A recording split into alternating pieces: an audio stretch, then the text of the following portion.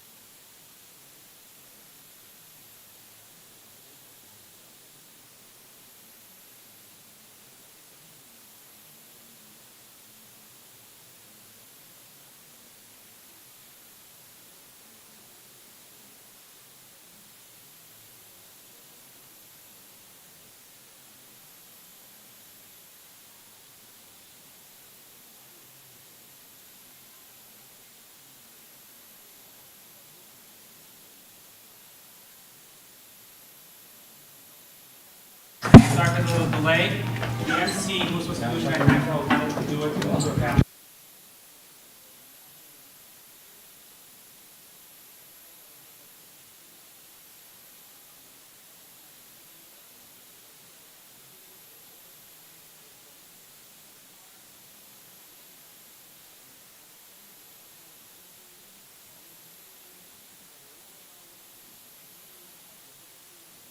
Simon Freeman. That will be the order. But before we begin, I want to put some ground rules.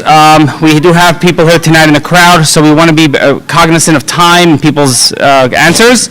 So what we're going to do is we're going to ask that when we turn it to Q&A for the crowd, that you each have exactly 2 minutes to present a question.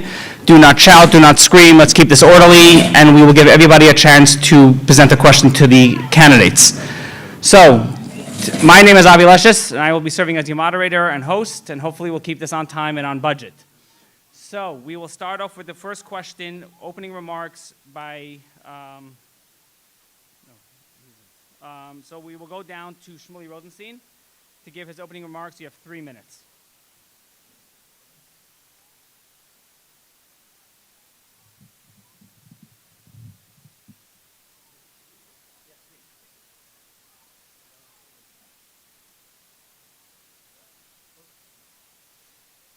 Good evening, and thank you for coming tonight. My name is Shmuley Rosenstein, and I want to take a few minutes to tell you about myself and why I'm running for the Vaad Hakohol. I've lived in Crown Heights for the last 15 years, and my wife and I together are Baruch Hashem Kanana Hara, raising our 5 children here. Professionally, I supervise the special education services for Yalda Yalda and Ali Torah, with servicing over 100 children and coordinating the services with over 20 therapists. I never planned to run for Vaad Hakohol. It wasn't my life's dream or goal. But as it says in Pirkei Avos, "B'makom she'ein hanoshim hishtadel yes ish," and someone has to step up. And I believe I can make a difference and help the Crown Heights community. First of all, I want to thank the other 7 candidates that are here for the courage and willingness to serve in public service. I want to tell you some of the commitments and goals to the community if I were to be elected to serve. First of all, I'm running for a 3-year term. Not a 14-year term, not a 1-year term, but a 3-year term. And I believe that if at the end of 3 years we can turn over to the next Vaad, that will bring trust and integrity to the council. Second, I'm committed to bringing as much funding to this community as I possibly can to help families here with housing, tuition, and the high price of food. Third, I've spoken to many, many people over the last couple weeks who've told me that in order to get their services that they need help with, whether it's food stamps, Medicaid, Medicare, whatever it may be, they have to go to Borough Park or Williamsburg to get the help they need. And that is unacceptable. The Crown Heights Jewish Community Council is here to serve the Crown Heights residents and must be available to serve them.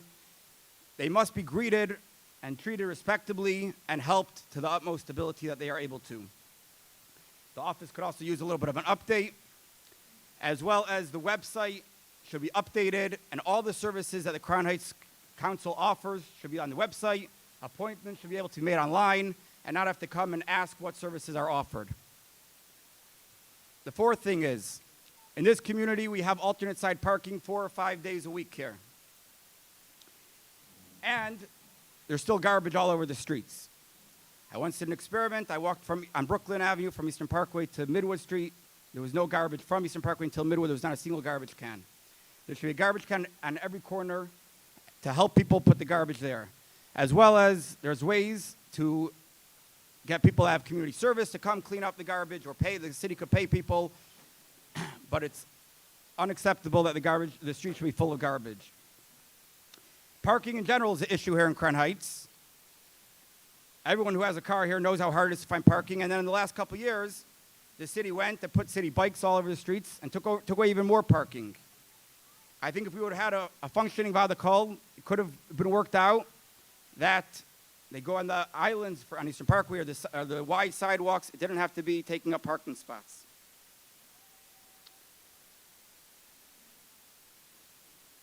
My commitment to the council, if I'm elected, is what I call the 3 L's. I'm going to look, I'm going to listen, I'm going to learn. And I'm not going to get involved with the 3 C's. No conflict, no corruption, no controversy. To accomplish all these goals, it's important to elect a Vaad that you know can work well together and have common goals and vision. I ask you to vote for the next generation of leadership to bring Kearny Heights to the next level. Thank you.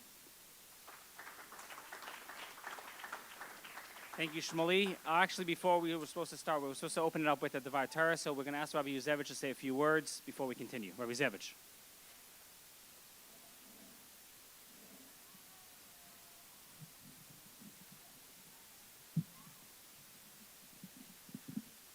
Bruchim Habayim. Before I share Devar Torah, I want to acknowledge the thoughts of many of us sitting here, many of us watching, many of those watching online. On one hand, we're hopeful to see change, seeing fresh blood, young people or young spirited people dedicated to upgrading and beautifying the Rebbe Shchuna. On the other hand, we're putting our hopes into Basar B'dam. We're hoping to make true on the promises, and we will not forget that really Hatzlacha, it comes from Siyata D'Shmaya. And even more so when we're talking about the Shchuna, the Rebbe's Shchuna, we're betuchim bekoichai shel oiser zaken. The Rebbe said about our Shchuna, Kansi v'Hashem es habracha. And the Rebbe's koiches follow not only the system of electing those that are going to lead as the Rebbe wanted, and therefore anyone taking part in this event and in this process is part of the Rebbe's vision. But the Rebbe's goal and hope for our Shchuna, Kansi v'Hashem es habracha, to be the crown jewel, it is already for Lubavitch and for the world at large. We have to remember that it's B'koichesh lois zaken. We have to remember the Siyata D'Shmaya. And in that vein, I'm going to share a vart on the parsha which relates tremendously to the candidates sitting over here. We're Parshas Bahar. And Parshas Bahar discusses Har Sinai. Har Sinai has 2 aspects. On one hand, Har Sinai is a har. It's raising yourself up, you're standing out, you're taking a public position, which it comes with tremendous responsibility, but people look up to you. That comes together with Sinai. It says, Yarda Sina La'olam, there's a bittul that comes with Torah. It says, Nafshi kafar lakol tiyeh psach livi b'serasecha. And it relates specifically to the position you're all contending towards, in which when you serve the tzibur, on one hand, you stand out. On the other hand, you have to remember, it says, Ahoivus ha-malacha u'sna'is ha-rabbanos. As Mefarshei HaMishnah say, that when you take this position, it's referring to any leadership position. Ahoivus ha-malacha, love the fact that you're dedicated to being mezakeh harabim, you're representing the public, you will succeed, b'koyach of the public, schus ha-boisa mesayatan. On the other hand, u'sna'is ha-rabbanos, one has to despise and even hate the power that comes with it, not to flex a muscle when not needed. Remember, as in Pirkei Avos, discussed at length, I'm sure you'll be able to say it with a lot of kavanah, learn it throughout these summer months, that we don't step on Roshei HaTzibur, on Roshei HaAm. These are Bnei Avram, Yitzchak, Yaakov. And when you get things done, so it says it's not in your schus, it's in their schus. When you don't get things done, so you get a lot of blame. And if you did as much as you could, you know, between you and the Eibishter, you did all you could. And if you didn't, you should feel bad, and tomorrow's a new day. But it's a tremendous vote of confidence that you have from all these people here. And it's not just a vote kan lamata down here. It's a vote lamaila. It's a vote of a kehila k'doisha b'Yisrael that invests their vote and their voice in you. And when you recognize the admas kodesh that you stand upon and the kehila that you represent, and remember the vision the Rebbe has for this kehila, and that you're bringing, you have the schus of bringing that to fruition, being conscious, being cognizant of that, and keeping that in your awareness and in your conscience, that itself will help the tremendous hatzlacha that we all hope for each and every one of you. And we're looking forward to be part of this. The whole Lubavitch Kehila at large looks up to this community. Anything that happens in this community has a ripple effect. As we know, Beruchnius, Tel Talpius, it says about 770 the Rebbe brought, and Lubavitch at large, this sets the standard. You have a lot of koyach in your hand, and you have a lot of ruchnistic power in your hand. From the Rebbe's brachas to Kansevis Hashem Bracha, the Kehila Kedosha that stands behind Shiva Tuvei. And I want to wish all of us success in all of our joint vision, regardless of who you vote for. The fact that you're voting and taking part in this program, and befrat those that end up taking the lead, that we should all together jointly bring that vision to reality with the Gola Shlema and be able to see in the crown jewel of Crown Heights the Rebbe Shchona Kansev Hashem Sabracha through our all efforts. Hatzlacha Muflaga. Thank you, Rabbi Yuzevich. We will now call up David Hallen to give his 3-minute introduction.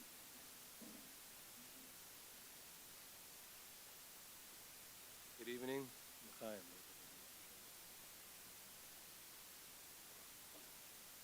Thank you, Avi. I heard a story once about there was a town and they needed a new Rav. So they now this town was a little bit unique. They were a little bit cheap. You know, they weren't into spending a lot of money in infrastructure. And even an outhouse, you know, you have to build a wall with a roof, and if they dig, you know, it's a lot of work. So you have a home is a home, but to do the tzrachim, the tzrachav, they just built like in the middle of a town a gated area, and everyone would go in and do what they have to do. So finally they invited the Rav. He comes, but he came. It was dark already, and he sees his horror. He sees he sees a funny thing in this town. The road goes straight, then goes around this field, and then it goes to the shul. He says, I'm running late. I'll let the horse and buggy go around the long road. I'm going to run straight. I'm going to get there quick. You can imagine what happened. And he comes to shul all schmutzig. So they look at him and say, Rav, what happened? Why are you so schmutzig? He said, I got stuck in the CHJCC. So I don't know if I'm in the CHJCC, but the Vaila, the first half we're for sure we have. There was a young couple. They wanted to know how to have a good marriage, so they said, "Who are we going to ask? A therapist? What do therapists know? We're going to ask an old couple who's married for many years. They found an old couple in their high 90s, married for 70 years, and they said, "How are you? How do you keep it going? How do you stay married? So, it's peaceful for so many years." So the husband said, "Whoa, it's not so easy. First, when we got married, we made rules. My wife makes all the small decisions, and I make all the big decisions. All the small decisions, which house we're going to buy, where we're going to live, which school our kids go to, that's her. Who's going to be the president, who's going to be Vaad, that's me, I decide." So, but in all seriousness, this is a very, it's a major milestone in the community to call for for elections, and it's Sigim and called for elections. And that means that the community is ready. So we stood up. The Chamisha Talmidei Yechna Mazake, it's 5 Talmidim. So from our group, we it's not just from one shul. It's from a few shuls. Also, a lot of it in the same age group. But we got together. We made a plan. We became very focused. We prepared a lot for this. And we think that we're all running together. It's not one or the other. You see, it's all 5 faces on one paper, and we believe that us together, it's the way to win, because we already worked out all our differences. We worked already the past week or so how to make decisions, how to agree on things very rapidly. And Baruch Hashem, we've been doing that successfully. And Emir Hashem will go Ad Be'ez Kil Tzedek. Only for 3 years. Sheikhna. Thank you, David. We have Yitzi Kamen, who is actually joining us live. So we'll ask the text to put up Yitzi. Yitzi, give us his 3 minutes. Good evening. Can you hear me? Someone give me a shout or a thumbs up if you can hear me. Yes, yes. All right, fantastic. Hi, I'm Yitzi Kamen.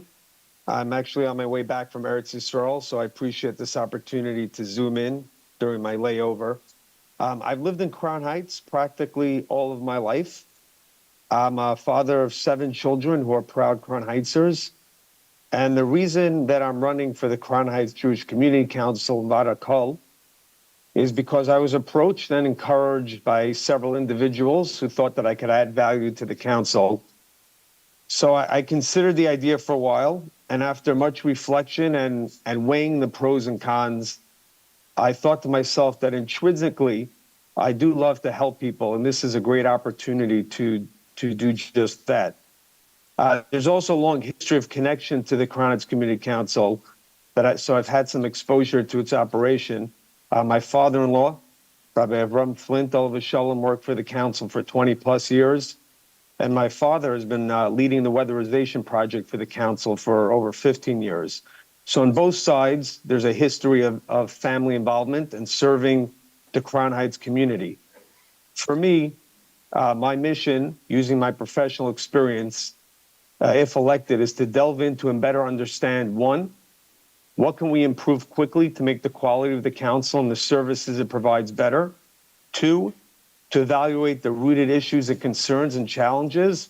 And then 3, determine a plan to selectively address the most important issues that can assist the most amount of people. What I'll say up front, I know we're going to have some Q&A tonight, is I have a good idea of how to have an impact.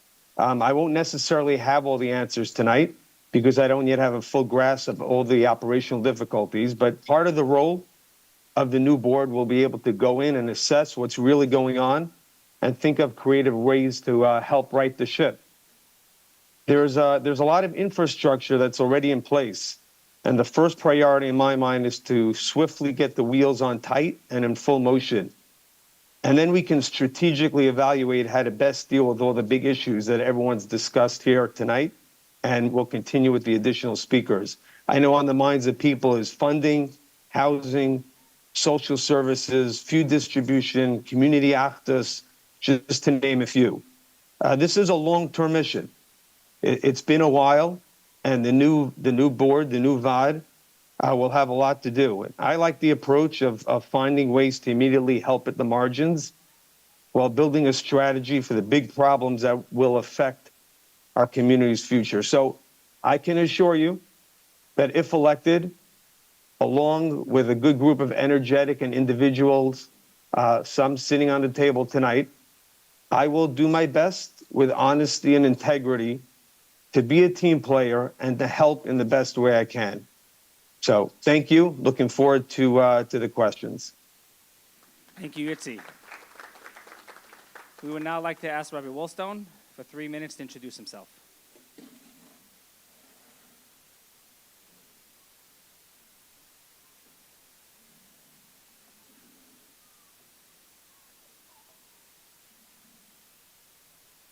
Many years ago,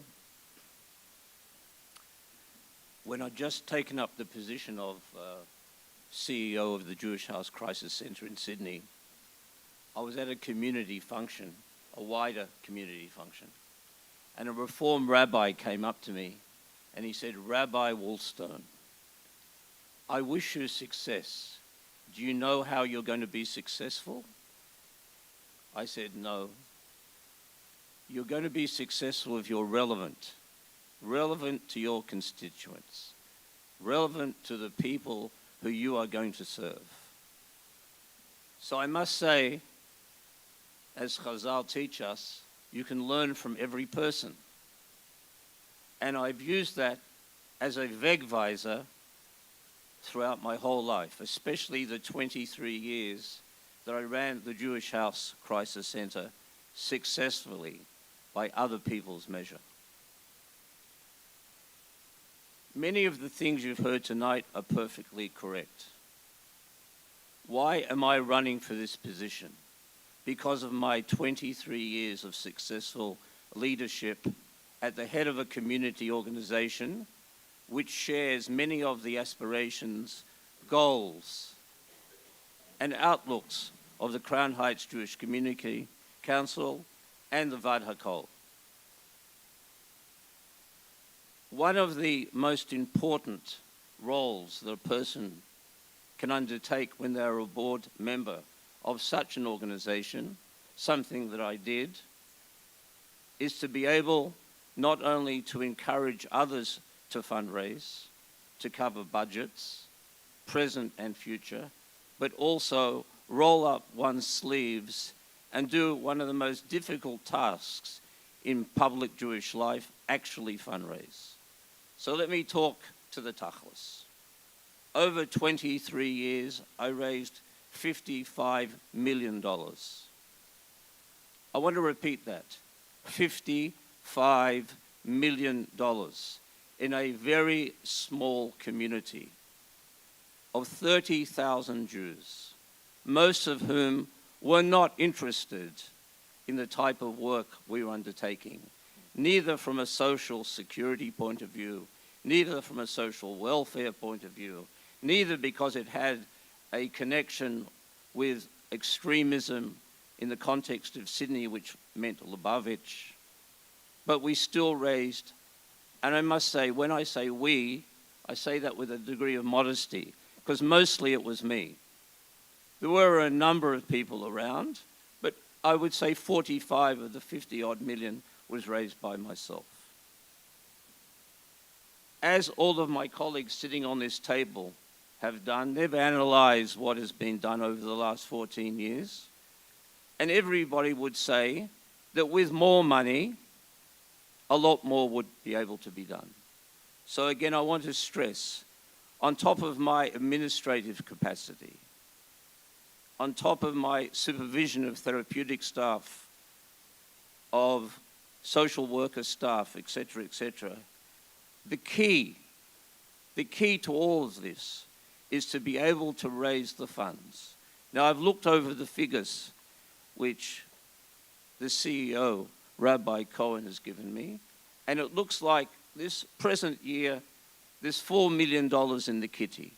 My estimation, based on what people have been telling me, and to draw on my experience, the Community Council and the Vaad Hakohol, which is a separate organization, and maybe others will ask questions about that tonight, probably needs about another $1.5 million to be able to fulfill the roles and the aspirations of the people who are delivering the services, and more importantly, the people who are dependent on the services.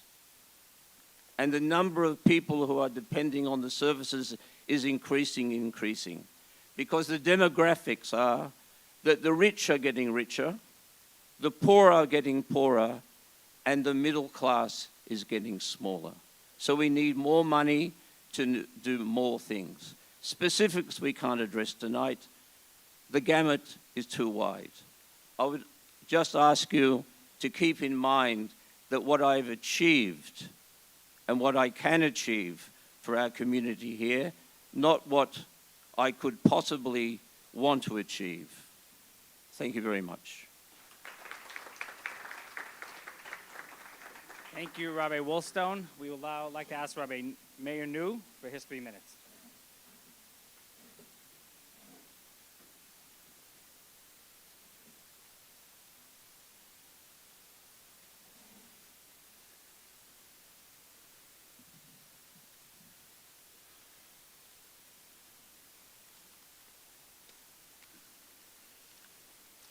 Good evening, everybody. My name is Meir Nu. I was born and raised in Crown Heights. Lived there for the better part of the past 37 years. I'd like to start first by thanking everyone who made this night possible. Most immediately the Netzigim, who voted to have this evening, and the committee, the elections committee, led by Rabbi Naftali Berkowitz. I'd also like to thank the outgoing board of the Vaad Hakohol and the Rosh Hakohol, Zaki Tamir, who, Baruch Hashem, over the past decade or so, I have the privilege of working with him on a number of cases that came before me and in my role at Neshamas and Aliyah Girls. And he's, Baruch Hashem, been very helpful and is a man full of heart and care and dedication to the community. And also the other two members of the board who I don't know personally, but I appreciate them for keeping the peace and allowing me to get married and start raising my family in a very, very peaceful environment, which I'm truly grateful for. I'd also like to thank the executive committee, the workers at the Vaad Hakohol, Rabbi Eli Cohen, who I also have the privilege of working with, and the rest of the office, who I only have good things to say about. And lastly, I'd like to thank everybody at this table, because the Vaad Hakohol in Crown Heights is no simple task, and it comes along with a lot of footnotes, and just putting yourself out there and taking this heat is very commendable. There are many topics and issues which are facing our community, many which I care very deeply about, and I'd love to talk about all of them. But tonight, I really just want to focus on why I'm doing this. And to do that is to pay homage to the residents of the Crown Heights community, who I believe are of the most special people in the world, living in the most special community. Crown Heights, as we know, is Kansi V'Hashem Sabracha. It's the Rebbe's community. Every single shliach has their community. The Rebbe has his community, and this is it. Every shliach in the world looks for example, to Crown Heights community. I applaud all of the people who come before me, the generations before me, for choosing to live in Crown Heights. It's no simple thing to throw away all the luxuries of any other community, all the space and all the privileges that are afforded there, to live close to the Rebbe, to raise me and my friends and my family in the Rebbe's Shchuna and the Rebbe's Dalet Amis. This is tremendously valuable to me, and this is something that I'm extremely grateful for, and I applaud all of you who stuck with this and stayed here and raised the community here. I'd also like to applaud the greatness of the Crown Heights women, who off their backs literally were makarev tens of thousands of Yidden who came through Crown Heights, who would not have anywhere to stay, and they hosted them with graciousness. And it taught me a tremendous amount of what it means to be a chassid, and what it means to put myself on the side, even if it's difficult and even if it's going to be troubling for me, and take on the plight and the needs of another person. It's honestly with tremendous honor and humility that the more I get to know the people of Crown Heights, the more humble I am, the more humble I become, because there's tremendous greatness over here, and it's found in the small pockets of the shiurim, the small farbrengens which take place on the Shabbosim. There's tremendous greatness over here, and honestly, in my role in the Vaad Hakohol, if I were to be elected, it would be to support that, and to support the people of this community in the best way possible. And it's obviously, there's monetary needs, and everybody knows the way to go about that. We have to get government grants, and we have to, set up a grant writing office, which is churning out the grants. And Baruch Hashem, I have somewhat experience with that in my work with Neshamas and with Aliyah Girls, of reaching out across the community divide, having some relationships with the members of the other community, and seeking to get those grants, building those relationships, and bringing those grants home. That's definitely something which we have to do, and as well as also the mental health aspect of the community, which is tremendously important, because that's really what gets everybody out of bed in the morning. You can have the best job, but if you're depressed, you ain't going nowhere, and you're going to lose that job. Not you, but a person will lose that job. So being part of a community, a caring community, is more than just getting checks and funding. That's a big, big part of it. I'm not minimizing that, and that's going to be our number one priority. But in addition to that, there's also the mental health and the caring for the people who are lonely, who are alone, who don't necessarily have a community, who don't necessarily have a shul, who are girls who are single, who are stuck in their houses, they don't have anything to go to, they're old, they're 30, whatever, not old, chas v'shalom, but they don't have a community. A 30-year-old bacher, he goes to shul. A girl at home, she has nobody to go to. It's a person who knows the feeling of loneliness, knows that there's nothing worse than feeling alone. And being in a community, a vibrant community like this, nobody should feel alone. So that's also a big part of what Meretz Hashem we're going to hope on tackling, which are small programs to push through the community, so to get everybody more involved, so that, you know, I can't reach everybody, but I could reach the guy next to me, and he could reach the guy next to him. So Meretz Hashem, these are also ideas that in Meretz Hashem are going to be put forward through. I'd also like to just, you know, wrap up because time is short, and to endorse my fellow Slate members, Rabbi Shmuley Rosenstein, Rabbi Zalman Friedman, Rabbi David Liebhallen, and Rabbi Beryl Hildesheim. Please excuse me, I'm not excluding you on purpose. This is just when we went into this, we got together, we're a group of friends, we all know each other very well, much longer than a week. We were sitting together for a week deciding things. But we actually know each other for many, many years, and we have the pleasure, and none of us is crazy enough to do this on our own.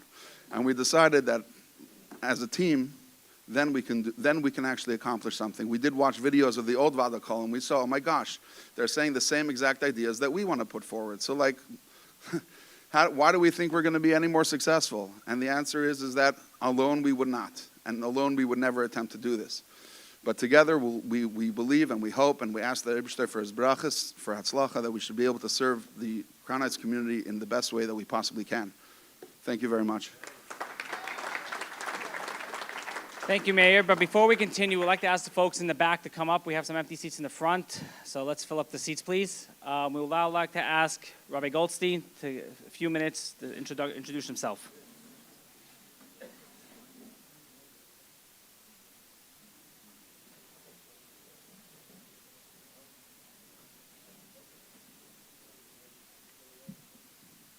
Good evening. Just a fast comment. I guess I'm not one of the five.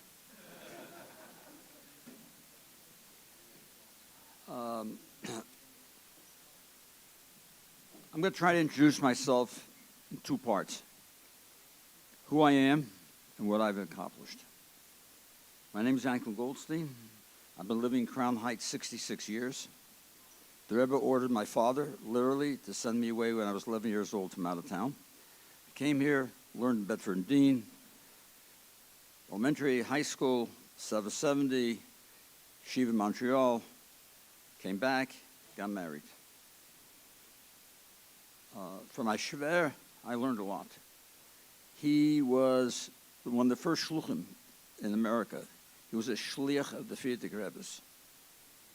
And by the way, my wife's family, since I heard the word Sheva Tuva from the Rav, my wife's Elta Zayda was handpicked by the Tzemach Tzedek to be one of the Shiva Tuva of the city of Shedrin. Look at Lubavitcher history. You'll see that. Okay, with that said, let me talk about myself very briefly. I have been in government for 52 years. I repeat, 52 years. 12 years in City Hall when I was a young kid, and almost 40 years state housing, where I serve today as Assistant Commissioner of Housing for the state of New York. Offices in the 5 boroughs. We oversee rent control, rent stabilization operations in the 5 boroughs. And I'm very proud of our accomplishment there. On another note, I was a chairman of Community Board number 9 for 34 years. And we did great things over there. You go on Eastern Parkway now, you see a beautiful street. The center is paved, the street is paved, lighting, etc. But when I became chairman, Eastern Parkway was a disaster, terrible. In fact, Rabbi Krinsky once told me, the car, when they drove the Rebbe, he was worried about the bumps, the terrible bumps that they would hit. That was my first goal, is to rebuild Eastern Parkway together with the other chairman and 2.5 years we planned, and it was approved. And guess what? We rebuilt Eastern Parkway in 1986 at the cost of then $34 million. I don't know what today's dollars are, but it's got to be a lot more than that. And I'm very proud of that accomplishment. Every park in Crown Heights today that all kids, Baruch Hashem, play in was rebuilt under my leadership as chairman, including the fight I had with the city over Lefferts Park when they wanted to make the entrance on Lefferts Avenue. And I said, no, we cannot have it. Cannot have the entrance in and out opposite homes. And the city acquiesced, and they made the entrance on Albany Avenue away from the homes. I was very proud of that. We rebuilt Lincoln Terrace Park, and we did a lot of good things together as I was chairman for 34 years. And I worked to make that happen with people that are not from our community, and that was the only way it happened. So I was very proud of that, and I bring that to the table going forward is when I hopefully will become a member of the Vaad.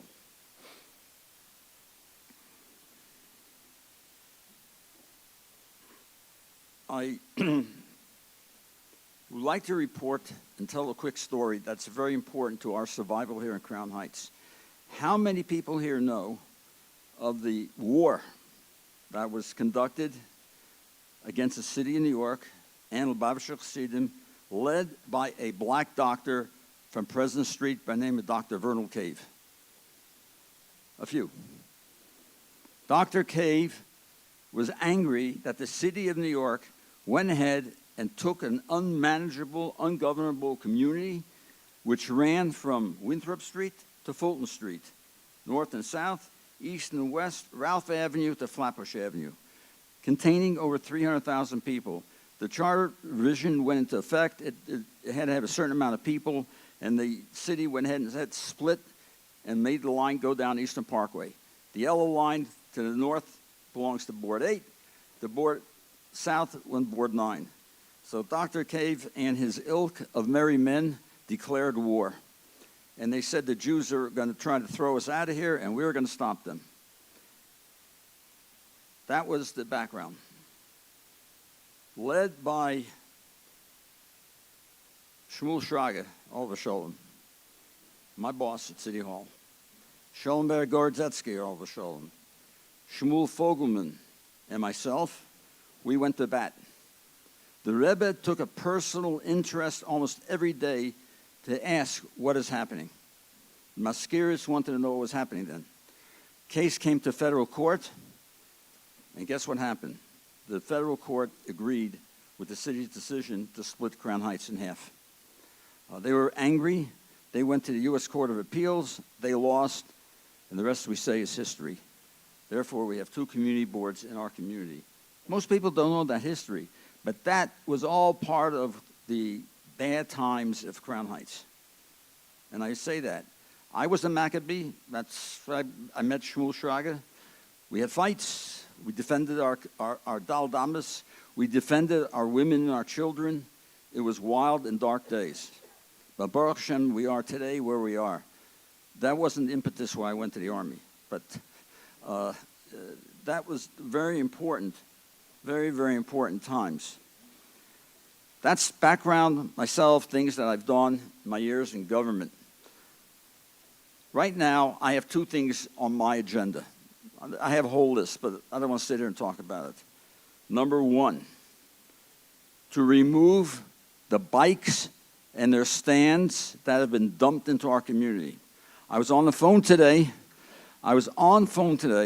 With the leaders of Borough Park and Williamsburg.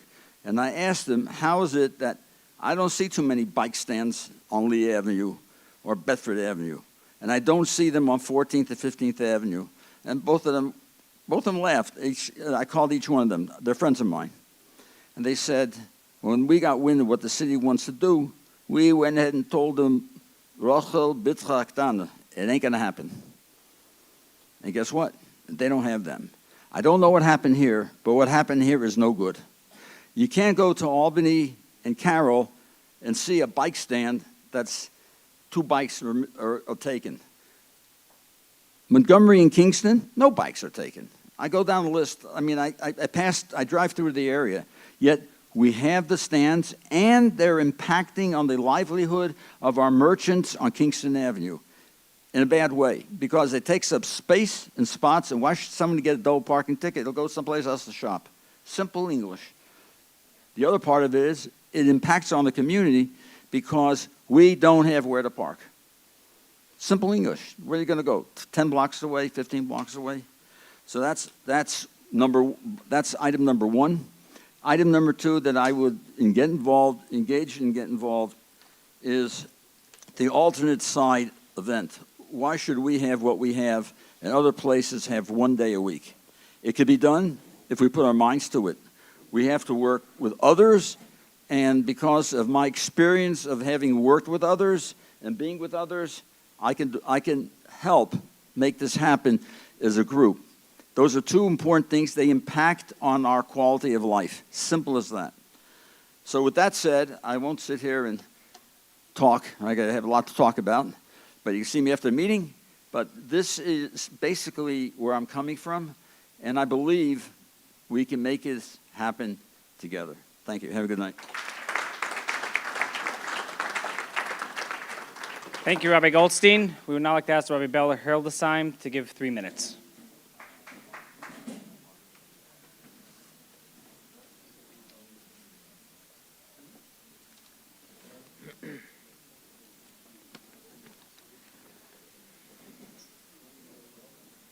Good evening.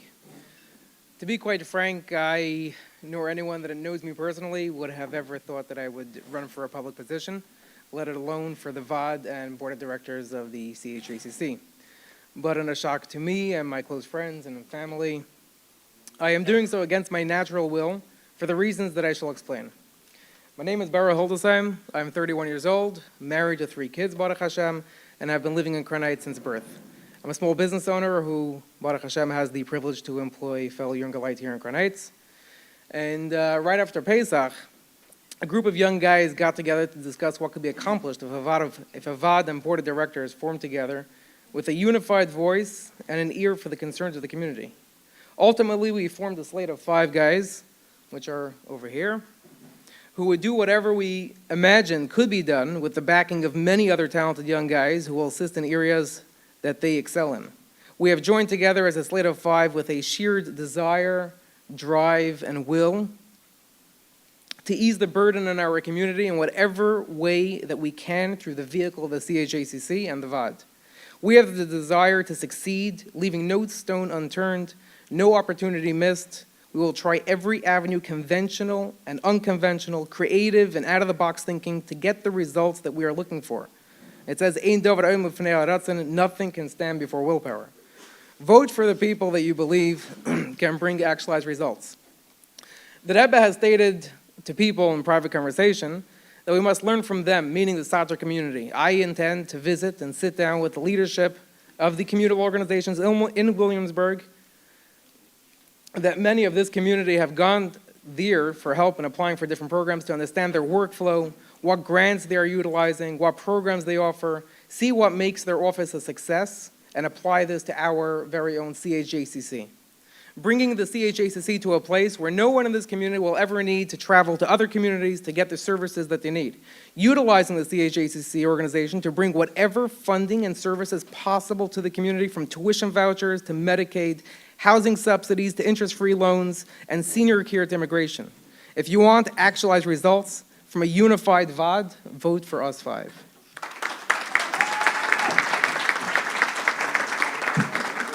Thank you, Beryl. Last but not least, Rabbi Zalman Friedman, 3 minutes. Thank you, Avi. Thank you, everyone, for coming out. My name is Zalman Friedman. I'm a member here in this community. I work with my father, Rabbi Manas Friedman, currently the most popular rabbi on YouTube.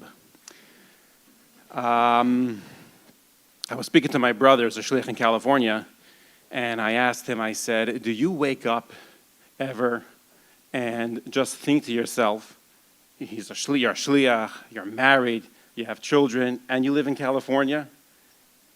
And he said, every day. Every day I wake up and I can't believe that I'm a shliach in California, married with children, and Baruch Hashem doing the Rebbe's work. And I told him, I said, I feel the same way. I feel the same way when I wake up and I see the sign, Eastern Parkway in Albany. This was always a dream to me. I remember the first memory of me coming to Crown Heights as a child. My brothers, we were flying together, and there were 3 seats, but one of them was on the other side, was across the aisle. So they told me, they said, you sit over there, we'll sit together. I said, what is this? He says, if you sit over there, then we'll take you to Nash World. I'm like, Nash World? Meaning like a world of, I couldn't believe it. I said, of course. And of course, I came to Nash World. But I still have the same excitement, and Baruch Hashem, I'm here many years already, and the excitement hasn't died down. I think this is an amazing community.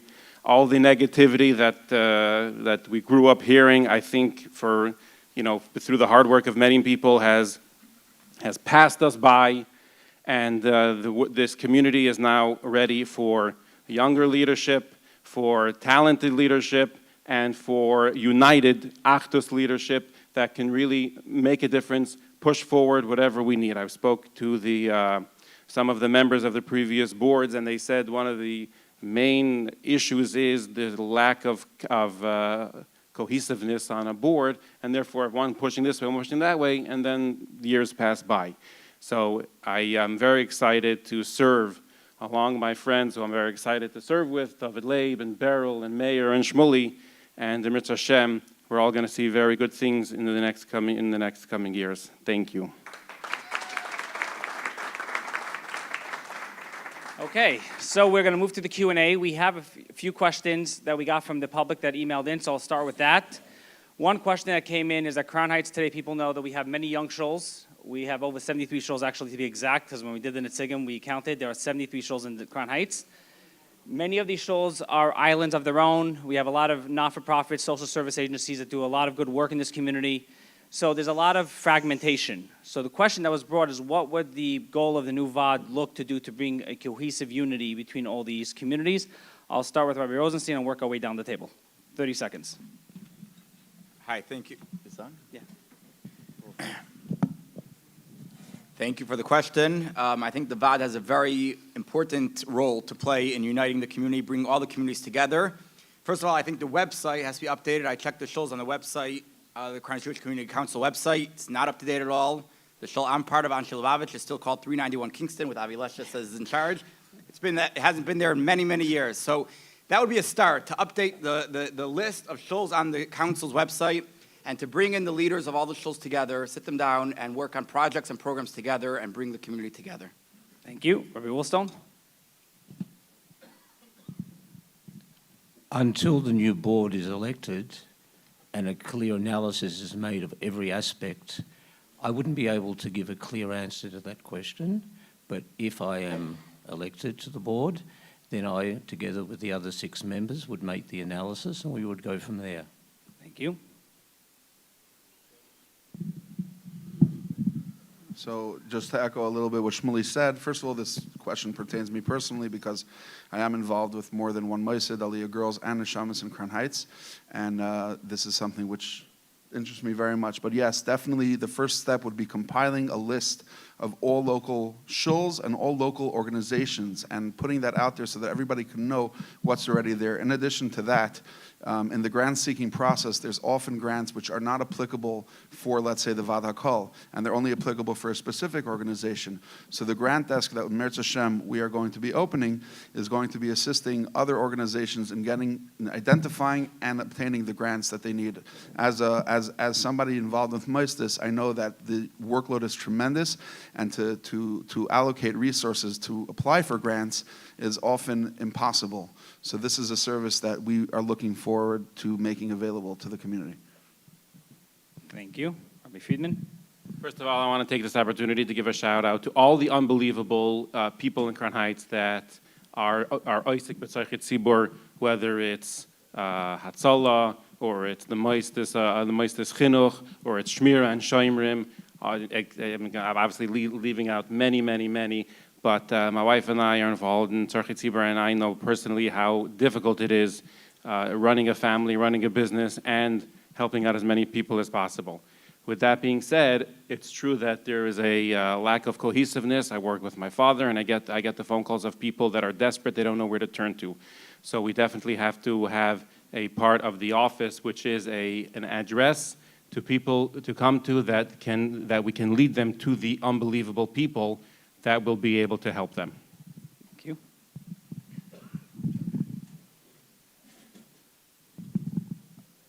I echo, doesn't work. Hello? Yeah. I echo what was said in terms of the lack of cohesiveness and knowledge among Moses in our community. There's a very important thing we must bear in mind, or we lose track of it, that when we apply, let us say, for grants and help from the government, you have to know the parameters and the guidelines.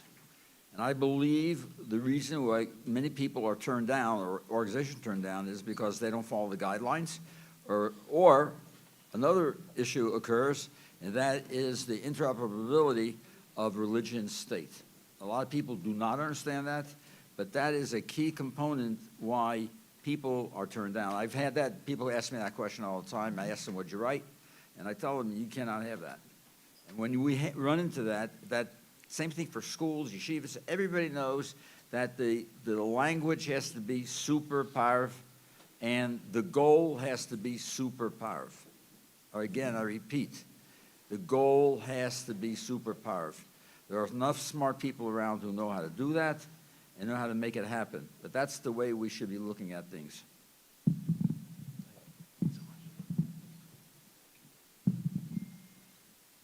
It's a great question. Thank you. Shabbos, I was speaking to a younger man, and he said, what do you want a Vaad Hakohol for? Now at Karnataka is beautiful. Every shul does their own thing. It's free. We had what do we had in the Chitas yesterday? Drar. It's like Yovel. It's free.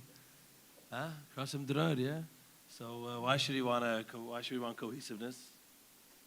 So that's what he asked me back. So obviously, it's going to have to be a balance of both. You're going to have a connectedness, yet with lots of freedom, as much as possible. In our shul, called Siri Nash, we have a few young guys which have been, for the past couple of years, very, very involved with the community, with not just our shul, but a few other shuls, and there's inspiration that has grown from not just our shuls, but even to other cities and other states within our great country. I have a chaver by the name of Yossi Lefkowitz, does amazing work. Shout out to him. He brings together communities in ways, not just communities, but I guess fragmented, which it shouldn't be, in ways of Verbringens, in ways of Torah events, and through the different Staka organizations that he is involved in. When there is something which is done, which is good, which is very positive, there is a kind of trait that everyone wants to get involved. So when things are done in this kind of format, and it's not just in a small format, but it's done more publicly, and more people get involved, I think that's the best way of creating such a kind of thing. And the best way would be to create a committee within all the shuls, what the Nsigim is supposed to be, and get everyone together under one umbrella. If they want to be under one umbrella, or if they're not, they could just be within this area and see what they could do to bring things to a whole new level. Thank you, and we'd like to ask Rabbi Kamen for 30 seconds. Yeah, thank you. I mean, I think it comes down to three basic elements that people have to rally around and understand. There is a community, there's a reason to come together, and we have a singular purpose. We have diverse shuls. I'm a board member of Beis Shmuel, the founder of a lot of these diverse shuls. And by just giving people a space to come together regardless of the ages, but to recognize that there's a reason for us to work for the greater purpose and to get that message out there. I think, as a new board, that's going to be the main priority, to help people hear that message and have a reason to want to come back to the table will be the way to accomplish that. Thank you. Another question that was posted was also, there was an article recently published that a couple living in Brooklyn primarily, earning $150,000 gross, would basically barely skate by, just because the cost of living and cost of housing especially has gone tremendously through the roof. As a Vaad, where do you see your role in helping to address that issue? We'll start with Rabbi Kamen actually first. Sure. I mean, that gets at the crux of many people's lives. So that's a hard question to just answer in 30 seconds. But I would say that it comes down to a few things. I mean, one, we have to be able to, as a community, help people to get better educated in a way that they can have the income that they need. Two, be able to provide additional resources for people to meet those needs, whether that's education for joining the workforce, whether that's being able to help realize other opportunities. And then three, there is government funding. There are community services out there. Education is a big cost of living for most of us here. Everyone pays private tuition, which is non-existent for people outside of our community. And if we can help that will help a lot of Mesids as well as individuals live off of the income that they have. Rabbi Hildesheim? Yeah, I think that's actually a perfect example of what the CHJCC is supposed to be here for and what the Vaad is supposed to do and supposed to help out. I actually did read the article. It's unfortunate that it was written in a kind of way where someone's pouring out their heart in a very, very sensitive format, using words that no one should ever think about, and unfortunately people are in such a kind of dire state. With that said, and it's also, this is like a cry for help. Whoever's writing it is writing it anonymously. What should be done is we should have a cohesive CHJCC where someone doesn't have to go to the internet and write up an article and just cry her heart out to everyone out there. She should be able to walk into an office and say, hey, I have this problem and I have this challenge that I'm facing, and please help me. I'm sure there's funding out there, and if there isn't, and if grants don't do it for them and public funding doesn't do it for them, then there has to be something else. Someone has to be there to advocate for this person. Obviously, this person most likely doesn't belong to a shul, doesn't belong to a rabbi, doesn't have a mashpia. So the CHJCC and the Vaad and board of directors have to be there for such a kind of person. And if government funding doesn't help for them, then they should be there and advocate to the yeshiva system to see what's going on. Do they have tuition vouchers? Do they have everything? Go through all the entire list of items that could be offered. And if whatever is there that they're trying to do and they can't obtain it for whatever reasoning, then work with the rest of the community, the upper body of who you could actually talk to and help them out, and also through private funding. Thank you. David? It's a real question, like the other Chevra said before. How do you, it seems like you either have to live off of government funding and be, not making a real income, just, vouchers, Section 8 vouchers, tuition vouchers, SNAP vouchers, et cetera. Or or there's like a big leap, like if you're over the 300,000 mark per year, then it's like you can survive. Then you could pay schar limud, then you could, then you could live get by. Then you could just get by. So there's a big problem of how do you have a job, normal job in the world, 80-90% of people, and make it work in in this community. And now it's a very tough question, and it's a very tough issue, and it's very tough. It's just a tough thing that it's a stark reality. But I think Beryl said it very beautifully before he brought out so many points that's really, if you want to say, if the Crown Jewish Community Council could do one thing, is answer this question. Thank you. Rabbi Goldstein?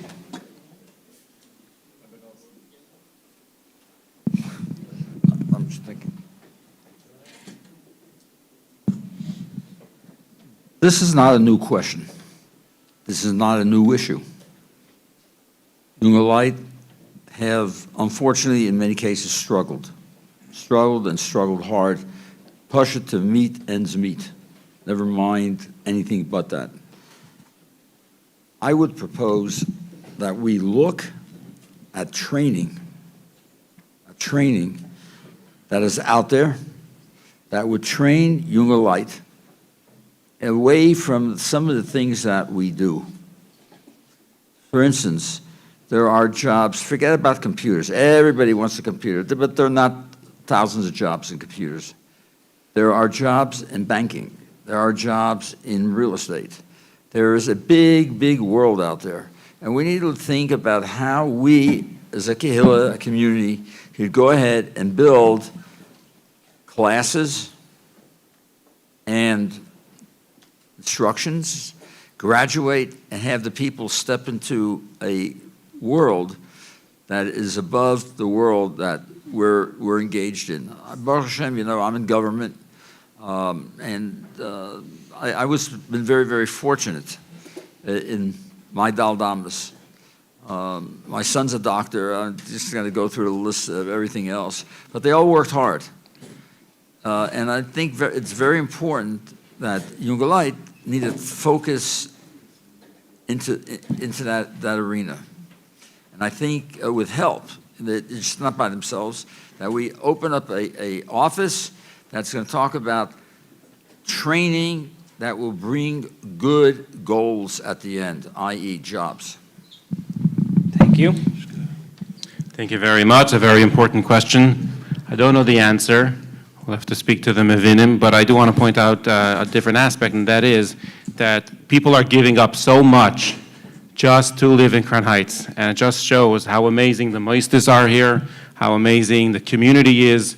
People are giving up a lot of space. People are giving up a lot of life comfort, a lot of existence, because the life here is so amazing. So Yasher Koyach to everybody. Thank you. Shukayach Take. It is a very important question, and it's actually a very personal question to myself, because I'm also making only around $150,000 a year. So, you know, I mean, I could have written that article myself, maybe. This is something which, as Rabbi Goldstein, I'm not sure, Rabbi Goldstein, Chaplain Goldstein, correctly said, it's not a new matter. It's something which has always been something facing the community. And what I would like to do, if we were elected to the Vaad Hakohol, is first of all call in the people that really have an understanding about these matters, and form committees that are demographic based, and sit together and come up with certain ideas for each demographic to see where and what we can possibly do.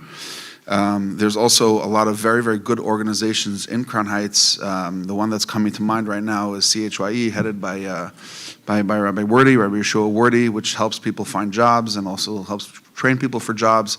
So it would be working together with him, boosting his efforts, seeing where we could come in, seeing how we could get more people involved, get more kids involved, etc. There's also financial literacy, which I know that in the work with the girls, this is something that is very absent. People don't understand how to budget. They don't understand how to balance their books. These are things that, you know, once a person leaves school, once a person leaves yeshiva, and they're already, you know, fending for themselves, there should be some training, and there are banks that are very happy to help out and to fund projects like this. So Bez Hashem stuff like this. And the other thing is, which is more, you know, in spirit with Crown Heights, is that the Rebbe said, more bitachon, more parnasa. So I fully intend to encourage and push more shiurim in every single demographic, in every single shir, in every single shul on Shara Bitachon, because it truly, truly, truly brings the biggest miracles. And the more bitachon we have, the more the Eibusha gives us, and the happier our community is, and the more we forgive each other, and the more we're all able to get. Thank you. Rabbi Wilson? Point number one, I would like to endorse the comments of the previous speakers now. But specifically, I'd like everybody to look at the sheet that I put together, and I think it speaks to what I would like to read out. It says, encourage our youth, and I would add to all young people to develop and to deepen their vocational skill sets to access higher paid jobs and positions. Thank you. Rabbi Rosenstein? Yeah, so I think it's telling. I mean, I think in the olden days, $150,000 would probably get you pretty far. But today, with the price of housing and food and tuition and being from Yid, it's not getting you far enough. And with that said, I think that Crown Heights is a very, very special community. I think it's the most generous community in the world. And you have people here that love helping other people, whether it's Achnasis Orchim or Gnos Chasadim or in anything, people that they could help people with. And so we're very lucky to be in such a community. I think that, I mean, a lot of people, other people said it already, but to create, have classes on budgeting and investing and vocational activities in schools to help people get jobs. And as Mayor New said, as well as to increase in Shirei Torah, also will increase Parnasa. Thank you. Before we open up, we have two more questions. So the other question on the subject of housing, right? If you look around Crown Heights, land is very limited, but we're seeing multi-skyscrapers pop up in our own backyard. Unfortunately, that requires, to some extent, coalitions and building bridges with our fellow neighbors to work as a community, as a larger community, to help and either secure allocations for our community in those projects or to fight those projects. What are some of your views when it comes to that in dealing with the elements of political or activism to ensure that these housing projects are kept for our community? I'll start with Rabbi Goldstein because you fought that fight in CB9 years ago. So I'll start with you with that. Because housing pays my Shabbos meal. I'm in the State Division of Housing. I understand this issue very, very well. Probably one of the most troubling areas for our community is to pay either the mortgage or your rent. Can't blow it under a table, you can't fluff it off, etc. Punk today, somebody sent me a piece from a paper called The Brooklyn Reader. And in it, it says the following. And I will challenge the council after I read this article. A $256 million of financing deal has been reached for affordable housing project in East Flatbush, down the street. The Utica Crescent development on Utica Avenue between Rutland Road and Winthrop Street. Anybody hear of it? Anybody know of it? It's been approved. We move along. It will be 2 residential towers with 332 affordable units for residents earning 80% of AMI, which has to do with your income, and 89 supportive apartments set aside for elderly seniors. Do we not have elderly seniors in our community? We do, and we have a lot. I say this because this is in our backyard, and it's going to happen now. What are we doing about that? That's more important than anything else that we think about, because it's housing. That's for starters. Next, does anybody know what is happening on Albany Avenue and Clarkson, Winthrop, etc.? It's another area that the state owned acres and acres of land, and they're about to start to look to build. Where are we? Sleeping? And I hand this off to whoever was around. Going forward, we have to look at this issue big time. We have to look at this thing because housing is key. And without housing, we got a big problem. It's here, we need to get involved. And I will tell you, whether I'm even elected or not, I'd be willing to step forward to help this initiative because this is critical to our survival. Rabbi Wollstone, since it's the subject of housing, do you want to comment on that? I would like to say as follows, that as somebody who doesn't understand the inner runnings of the present administration of the Crown Heights Jewish Community Council, it would be somewhat rich of me to make a comment at this stage until I would be elected, and then obviously it would be one of the priorities that I want to put my head around. Thank you. What about Rabbi Hildesheim?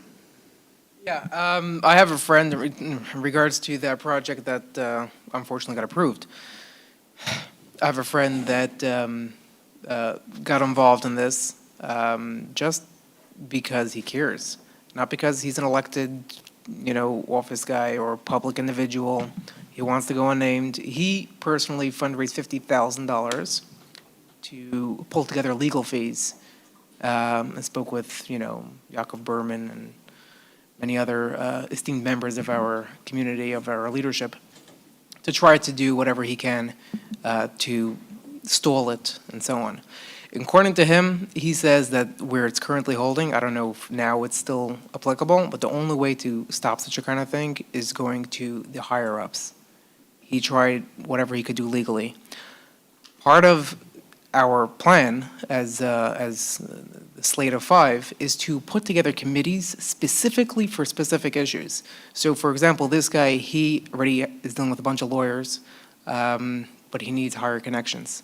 With the Vaad and through the connections of the CHJCC, hopefully we'll be able to gain those connections, form those connections, and bring this committee to a place where they could actually have the power to stop it. Okay, thank you. What about Rabbi Rosenstein? So I think Rabbi Hillesum answered very good. We spoke about issues such as these already, and one of the things we spoke about is creating a committee that will look just at these things and what could be worked on. And Rabbi Goldstein seems like he knows a lot, and maybe he would be on the committee or someone that's as knowledgeable as him in these matters. But yes, I take the issue very seriously, and it's something that as part of the Vaad we will be addressing. Okay, we're going to open it now to the floor. So we're going to try to pass around mics, if we have any. Rabbi Spillman. Hey, JB. Thank you.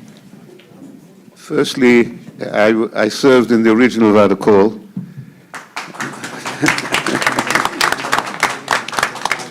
It should be noted, the Rebbe had a great interest in Hakohol, as to so far as on election day of the original Hakohol, the Rebbe gave dollars, and everyone that voted got through the Sigim got $1 from the Rebbe. The Hakohol is made up of three components. One is the CHJCC Community Council, the other one is the Bezdin, and the third is Kashrus. Regrettably, the Rabbonim have been neglected. Rabbi Brown hasn't been paid full salary since he came here, and at times it's less than half the salary. And I just want to make it you aware that it says in the posting, it's the job of the Hakohol to pay the Rabbonim on time and fully. And good, it's in the bylaws. I mean, I see the Rabbonim living through it, and it's you can only do as much as you can. But this is the job and the responsibility of the Hakohol, just as much as have to pay for the employees of the Jewish Community Council, etc., or for the Shochtim or whatever else. The Rov has to be paid. Okay. Yeah, one second. We have another one over here. Works. I'm going to try to keep this as quick as possible. I know everyone wants to go home eventually tonight. Baruch Hashem, everyone sitting here in front has a job, is paid, and is doing well, has a family, Baruch Hashem, and you do not have all day to dedicate to the community council. There are currently employees that work for the community that are paid by government funding.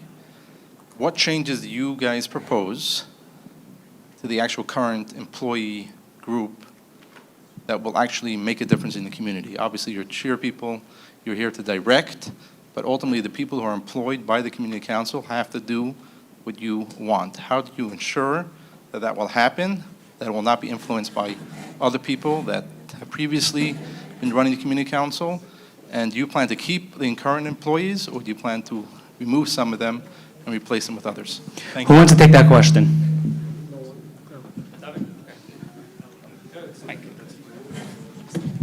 It's a great question. Thank you. Is it anonymous? Just go, come Um, I think everyone on this table came into agreement. One thing that everyone agreed on is you can't come in guns blazing. That never gets the job done. But in all seriousness, you're talking about something very sensitive. And obviously we're not going to give the full answer, on public display. But it's definitely something that we're all professionals here, like you mentioned, everyone on this table. And Baruch Hashem, we have experience making sure things run as smooth as can be. And we are going to do it in the best way. Thank you. We want to keep it moving because we have a bunch of questions. So, Rabbi? Yeah.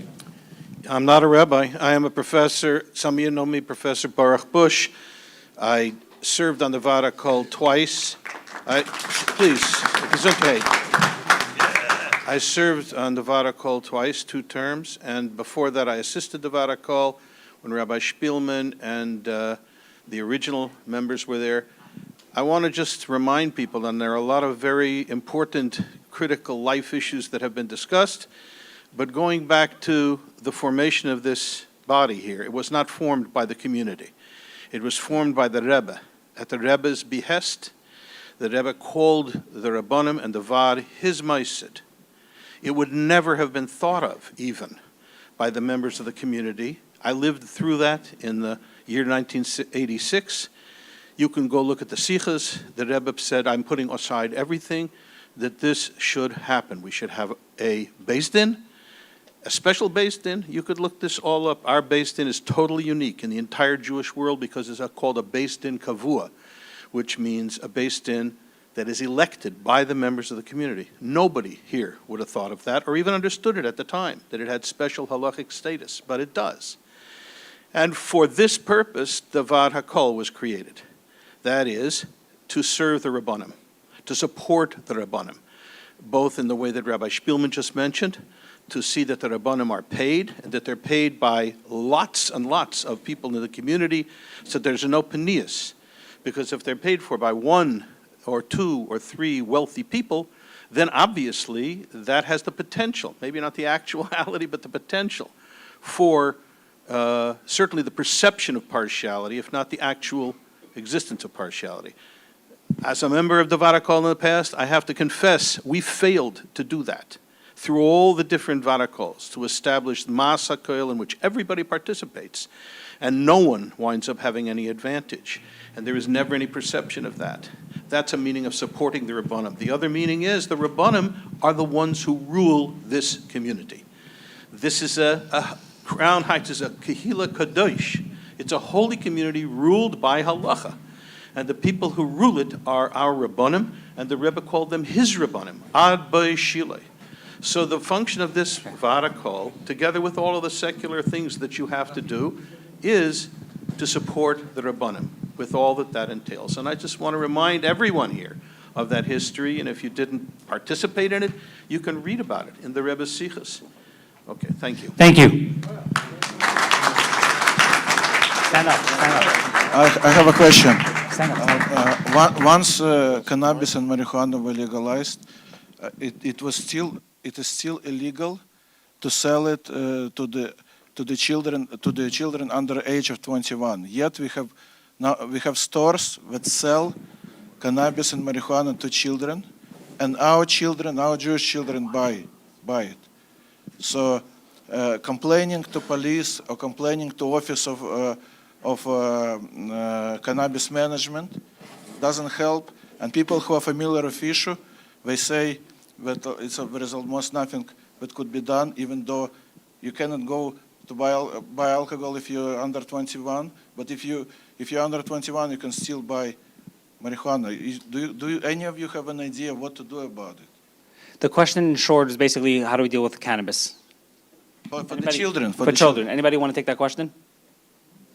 Mayor? In general, with any questions with education, it's very, very sensitive because it's not just, there's 2 aspects. There's making sure that kids can't get their hands on things which they shouldn't be able to, and then there's also asking the question of why they're looking for that, and are we being there for them and providing for them for their needs. so that they don't actually look for those things. I feel that when Emeretz Hashem, we get into the Vaad Hakol, these are things that we're going to be establishing proper committees of people who fully understand this, both from the law enforcement side and also from the mental health aspect and the education aspect, to look into this, and also not only that, but to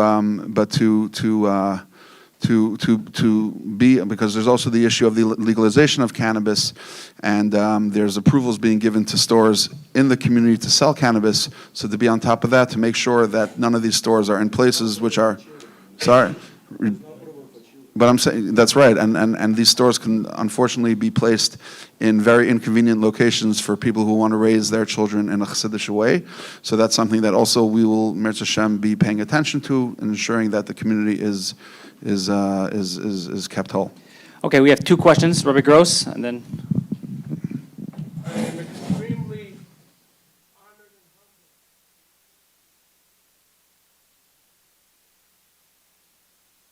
And that this new group that's running the Vaad Hakol makes me personally so proud to live in this community. Wow.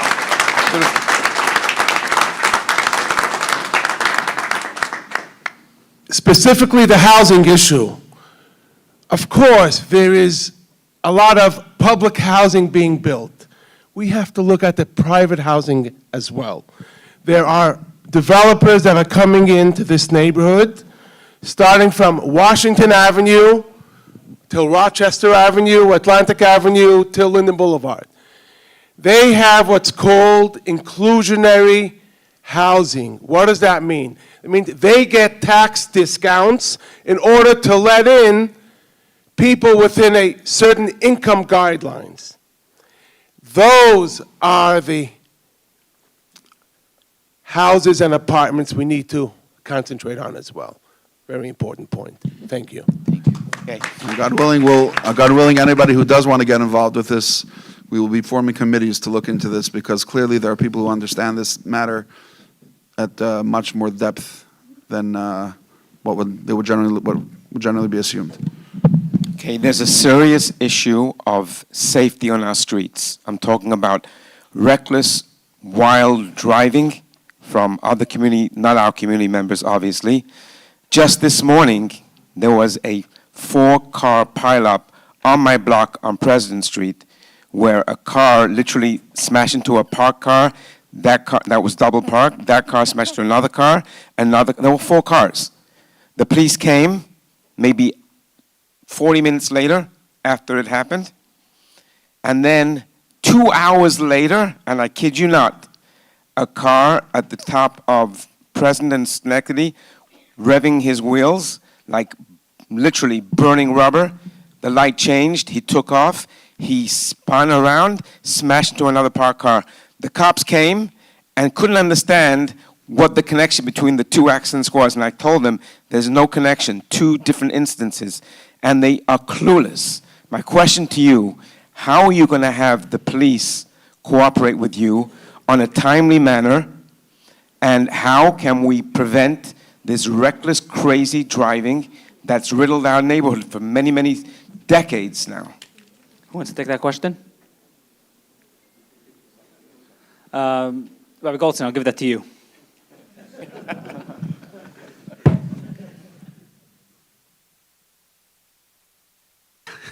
It could be. This is something that's occurring all over. We had it just now in Brooklyn, Montgomery. It was wild. 5 cars smacked up. 3 of them were dirt bikes, or whatever you want to call them. Again, you know, revving engines, etc. I spoke to the cops right after that happened. It was at night. I went to the station house. I talked to them. And I have made a call to the commander of the 71st Precinct. He's not been around that long. He's a newer guy. And I personally going to sit down and talk to him about this very issue, because never mind parked cars. Chas v'sholom, mothers are walking down the streets with their babies. Children are going to yeshiva, and Meshugoyim are coming down and driving and doing wheelies, what have you, all that crazy stuff. And we don't want to talk about the outcome of such an event. So on a personal level, using a little horsepower that I have on my shoulder, I know the department. I'm going to sit down and talk to them and see what we could do. I don't know what could be done, but at least we've got to go and start speaking. If you don't think it's serious, look around you and look at your Daldamas. You can see this. It is bad. Thank you. One final question. Over the last years, I think the Crown Heights community has been very privileged. We had a lot of relationships built, especially with the old Vaad Hakohol over many years, with the governor's office, the mayor's office, police department, and a lot of high elected officials. I mean, we see they've come to Crown Heights many times, and they did. I think Crown Heights had a special relationship with these officials.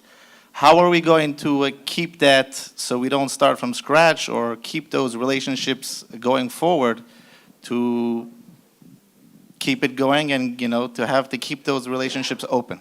Is there going to be some type of bridge or some type of some way to keep that happening? I'm going to punt that to Shmuley Rosenstein. So, yes, it's true that, Baruch Hashem, we do have a very good relationship with a lot of elected officials, the mayor and the governor, and we not only have to continue that relationship, we have to make it grow and get stronger, and we have a lot of people in this community that have very good relationships with the elected officials, and we have to have them utilize that connection and keep it and make it grow, as well as, obviously, every time there's change, I don't know the mayor, I don't know the governor, but we build a relationship. I hope whoever's in the past that does know them would make the introduction, and we could build a relationship. Okay, thank you all for coming tonight. Yeah. Quickly, very quickly, because it's already 9:30. We're over There's time. also the concept which we see that when people work together, it benefits everybody. There is some kind of notion that a relationship that I have, I must protect it and make sure that nobody else will chas v'shalom steal it from me. This is something that, working as a group over here, we do not consign ourselves to that idea.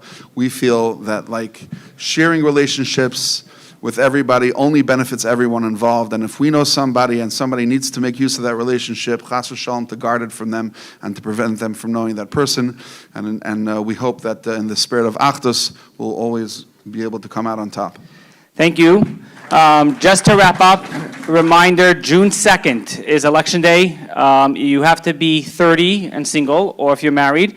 The location of the voting place will be announced hopefully the next day or two. If you do, you're going to need 2 forms of ID. So if you have a state ID that has your picture and has your address on it, your current address, that's fine. If you do not, you need to have a bill, a utility bill, something within 90 days with your state ID in order to vote. Polls will be open from 9 a.m. to 9 p.m. We hope to have the answers that night, and Sigma are going to work very hard on that. So again, voting is on June 2nd. Thank you all. Thank you for the candidates.